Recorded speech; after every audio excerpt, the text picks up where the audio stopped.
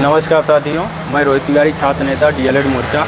आप सब देख रहे हैं कि अभी प्रयागराज में हम सभी उपस्थित हैं और हम लोगों का मुद्दा जो निरंतर लगभग 8 सालों से चलता आ रहा है, शिक्षक भर्ती का। प्राइमरी में शिक्षक भर्ती 8 वर्षों से नहीं मिली है और हम लोगों का डीएलएड का बैच लगातार निरंतर चलता आ रहा है, चाहे वो 15 बैच के बाद 17 बैच हो, 18 बैच हो, 19 बैच हो, 21 बैच हो, 22 बैच हो, 23 बैच हो, यहाँ तक 24 बैच भी शुरू हो चुका है। लेकिन शिक्षक भर्ती दूर दूर तक नहीं दिखाई दे रही है और हमारे जैसे अभ्यर्थी जो प्रयागराज में आज अपने आप को ठगे जैसे महसूस कर रहे हैं और हमारे उत्तर प्रदेश की सरकार से यह गुहार लगा रहे हैं कि हम लोगों की मांग को सुने, क्योंकि हम लोग 8 साल से बेरोजगार बैठे हुए हैं और हम लोगों के पास कोई नहीं चाह रहा है, क्योंकि हम लोगों ने प्राइमरी के शिक्षक बनने के लिए प्रशिक्षण लिया है 2 साल का और उसके सिवा हमारे पास कोई रास्ता नहीं बचता है। हम लोगों के घर वाले अगर प्रयागराज में रखते हैं तो खर्चा देते हैं, लेकिन खर्चा देने का भी एक समय सीमा है। अब वो भी अपना हाथ खड़ा कर देने के लिए तैयार हैं।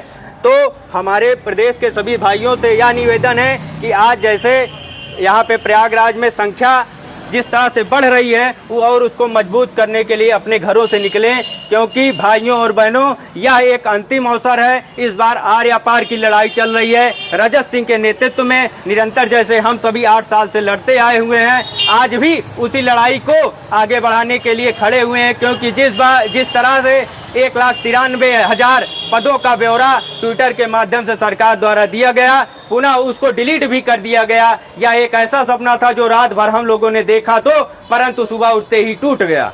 इस टूटे हुए सपने को पूरा करने के लिए हमको आपको एक बन के खड़ा होना होगा। आज शिक्षा आयोग में आकर जिस तरह से रजत सिंह हमारे और सभी भाई बहन आके यहाँ पे अपनी मांग को रखने का काम कर रहे हैं, आप सब भी उस घरों से निकले और हमारे जो न्यूज वाले साथी भी हैं इस कड़कती धूप में हमारा सहयोग करने के लिए निरंतर बने हुए हैं। आप इनके जज्बे को आप सलाम करिए और आप एक कायर की भांति नहीं, एक योद्धा की भांति आकर अपनी लड़ाई को लड़ने का कार्य करें और हम लोग के हाथ को मजबूत करें, क्योंकि यह लड़ाई 8 सालों से चल रही है। बिना इकट्ठा हुए हम लोग जीत नहीं सकते। इस बार आर पार की लड़ाई लड़ने के लिए सभी भाई बहन आए और सहयोग बनाएं। धन्यवाद।